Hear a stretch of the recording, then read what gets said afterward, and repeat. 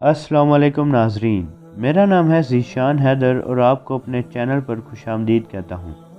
नाजरीन कराम, आज हम एक जाली पीर को एक्सपोज करने जा रहे हैं जिसने अपनी शोबदाबाजियों के ज़रिए लाखों लोगों को बेवकूफ़ बनाया हुआ है। इसलिए हमारे साथ आखिर तक जुड़े रहिएगा। इससे पहले तमाम नए व्यूअर्स से रिक्वेस्ट है कि हमारे चैनल को सब्सक्राइब करके हमारी हौसला अफजाई ज़रूर कीजिएगा। तो आइए नाजरीन, टॉपिक पर वापस आते हैं बिना टाइम ज़ाया किए। जी तो नाजरीन, हम बात कर रहे हैं पीर हक खतीब की, जो शुफ शुफ वाली सरकार से जाने जाते हैं।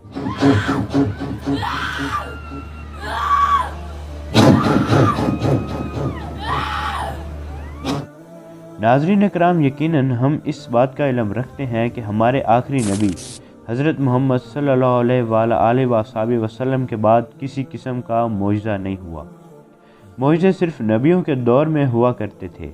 जैसा कि हज़रत ईसा अलैहिस्सलाम के पास मौजज़ा था कि वो मुर्दा को ज़िंदा कर देते और मिट्टी के परिंदों को बनाकर उनमें जान डाल देते थे।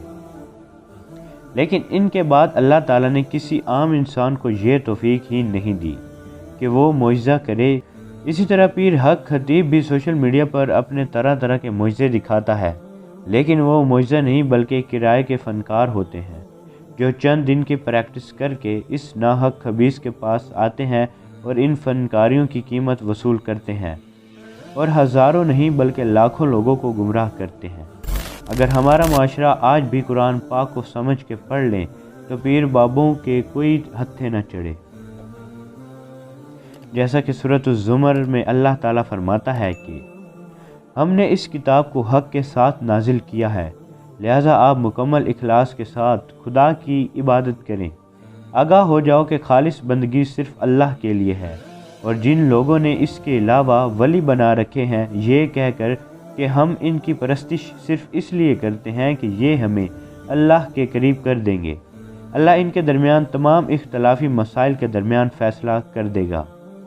अल्लाह किसी भी झूठे और नाशुक्री करने वाले को हिदायत नहीं देता। नाज़रीन, कुरान पाक की ये आयत इन पीर बाबों की तरदीद करती हैं, लेकिन ये लोग नहीं समझते और कुर्बानी का बकरा बने रहते हैं। इसी तरह चंद दिन पहले सैयद इकरारुल हसन ने इसको बेनकाब किया था। नाज़रीन कराम, सैयद इकरारुल हसन टीम सरेआम के बानी हैं जिन्होंने बेशुमार पीर बाबों को बेनकाब करके इनका असली चेहरा दिखाया और बेशुमार करप्ट लोगों को बेनकाब किया। जब 14 फरवरी को सैयद इकरारुल हसन अपनी टीम के साथ इसके दरबार पर गए और 5 से 6 घंटे इंतज़ार करने के बाद ये खबीस मिला, और जब सैयद इकरारुल हसन ने इसे कहा कि मुझे कोई एक कुरानी आयत सुनाए तो इसे वो आयत नहीं आई और ये चला है ख़त्म नबूवत के दावे करने। नाज़रीन कराम, आपको बताता चलूँ कि ये ख़त्म नबूवत के नाम पर लोगों को लूट रहा है। यह जाली पीर कभी अंधों को बिनाई देता है तो कभी किसी के मुंह से लोहा निकालता है, लेकिन सब इसके पहले से ही मंसूबे होते हैं ताकि लोग ज़्यादा से ज़्यादा गुमराह हो सकें। जब हमारे माशरे के लोग गुर्बत से तंग आकर परेशान हाल होते हैं तो इन्हीं जैसे ढोंगी बाबों और जाली पीरों की तरफ रुजू करते हैं, और बाज़ लोग तो इतने सीरियस हो जाते हैं इस मामले में कि अपना डॉक्टरी इलाज तक छोड़ देते हैं और इनके हाथों बलि का बकरा बनते हैं।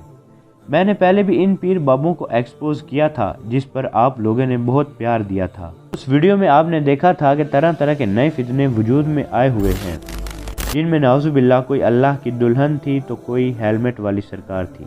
खैर, लेकिन इस खबीस का दोज़ख में अलग ही मुकाम होगा।